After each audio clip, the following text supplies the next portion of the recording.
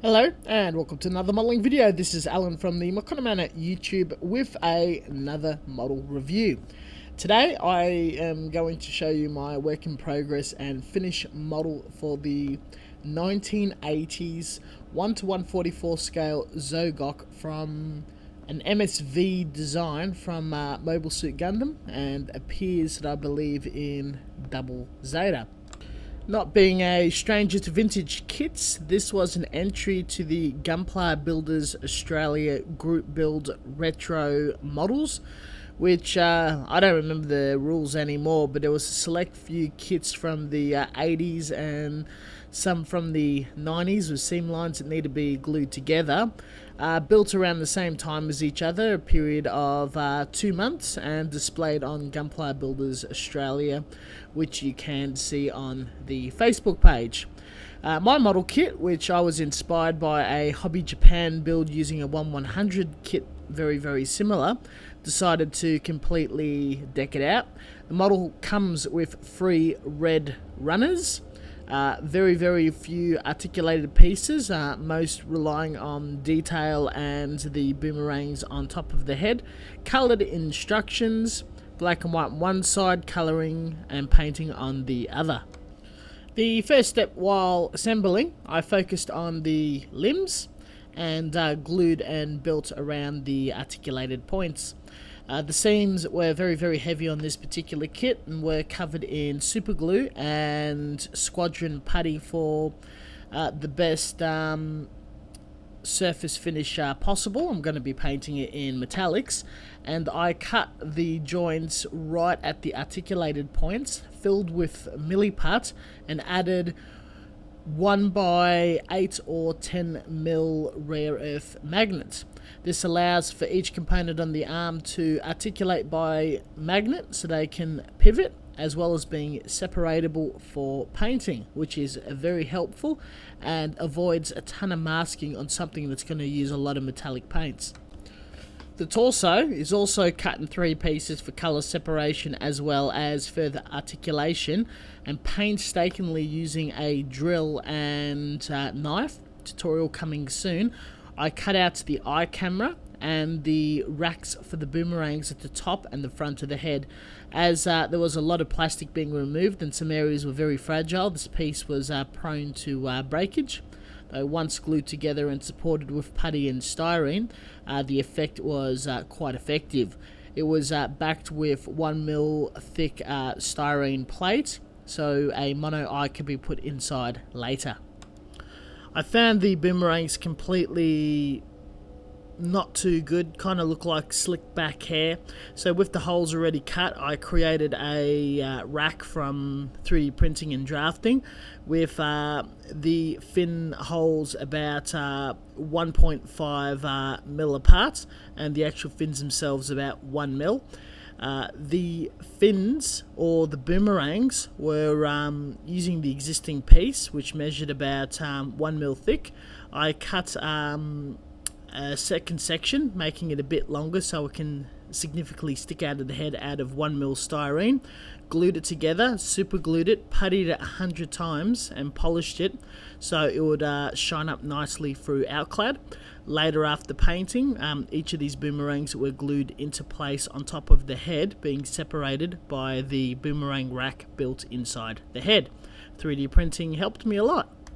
After all that, I really want a beautiful metallic clean finish, and any mistake or error that will appear, sunken seams, mistakes from scratch building or cutting, will definitely appear.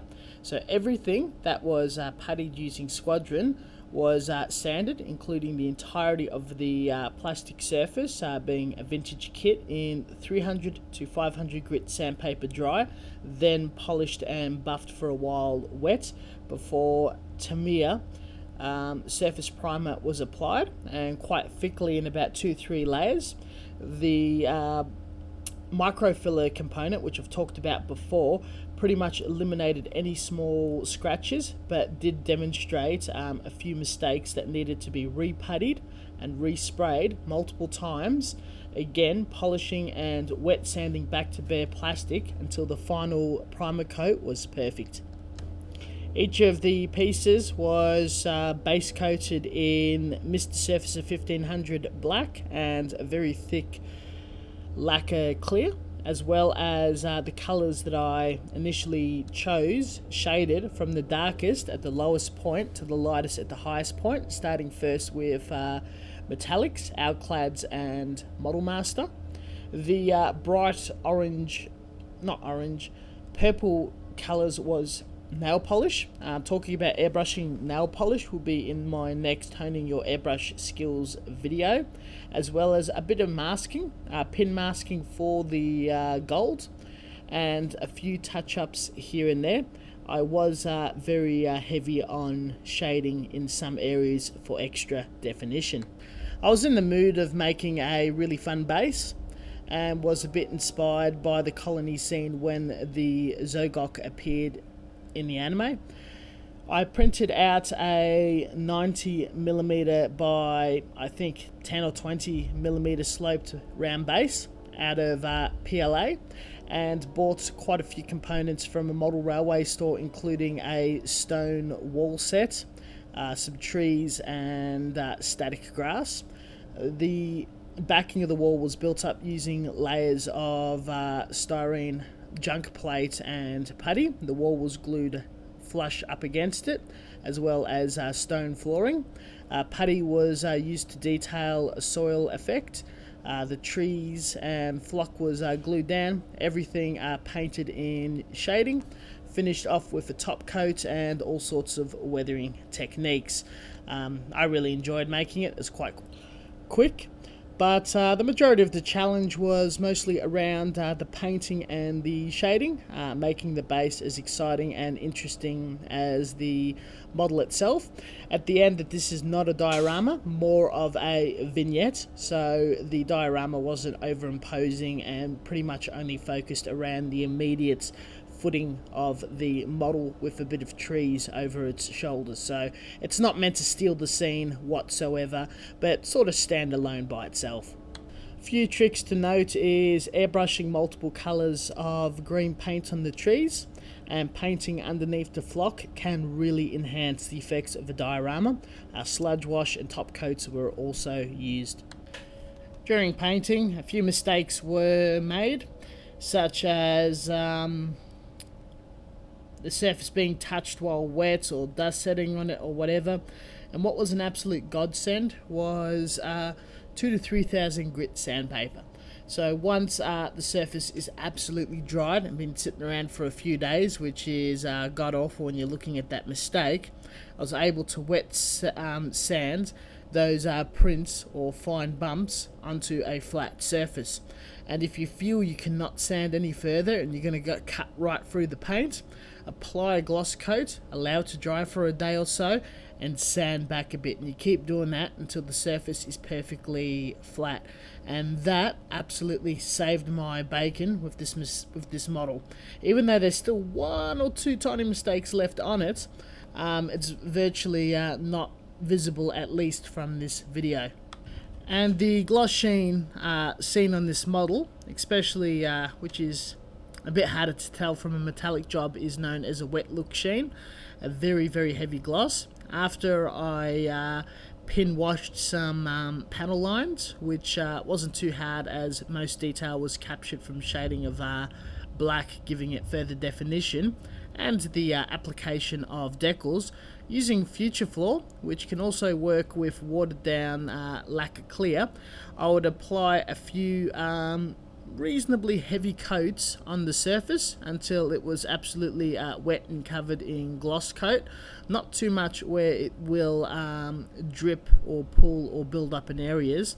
Allow it to dry to a putty to semi-hard state, and recoat and clear about 3 to 4 times a day over a couple of days. So there was about 7-8 thin coats or regular coats of clear gloss to keep building up that sheen until it's so shiny light is just directly reflecting back at you, which looks very cool in person and on film, but taking photos can be a bit of a pain because it's really hard with the correct lighting, background, whatever, to capture the sheen. But it's more fun definitely to look in person. Decals was selected with some military decals, leftover Gundam stuff, and aftermarket decals. Majority of the paint used was Mr. Hobby, Outclad, Model Master, and a ton of nail polish. The first time using nail polish was quite a thrill. Really love the finish. Will definitely be using more of it on my models in future. The mono eye is using a crystal or a plastic flat back crystal glued into place. As always, in conclusion, even though some mistakes are made, I was very happy with a lot of the freehand airbrushing work I've done on it. I like the shading and colours and some bits and pieces that are just done that are a bit of a personal touch. Definitely getting far on the airbrush. Really do dig the paint job. The pinstriping with the gold, it came out a lot better than expected. I love that look, and even though I'm not a fan of masking, I think I'm going to be doing more pin lines in the future. I think with very light coats of airbrushing, I'm not failing at it as much as I did in past, so it might become more relevant to my work in future. And all in all, roughly how I imagined it and wanted to pull off this kit. I'm really happy that it's a clean job, which is very unlikely to my style, but being on such an old piece, I feel that it's a bit of an achievement, and I'm pretty proud and pretty happy with it. Of course, I still got a ton to learn, and I think I need to focus more on surface preparation if I'm going to be doing more wet look, higher gloss, perfect finish models. Being a vintage kit, there was still some errors, there was still some things I did not have time to neaten up and tidy up. Some areas did have to get hand painted to meet the deadline, but with all of those variables in the way, very happy. I more or less achieved exactly what I wanted, and would be very happy to put this on display or enter in the competition. Thank you very much for watching, and as always, until next time, stay tuned for more tutorials, reviews and videos, and I'm going to be buying some polish and looking at doing a mirror finish next.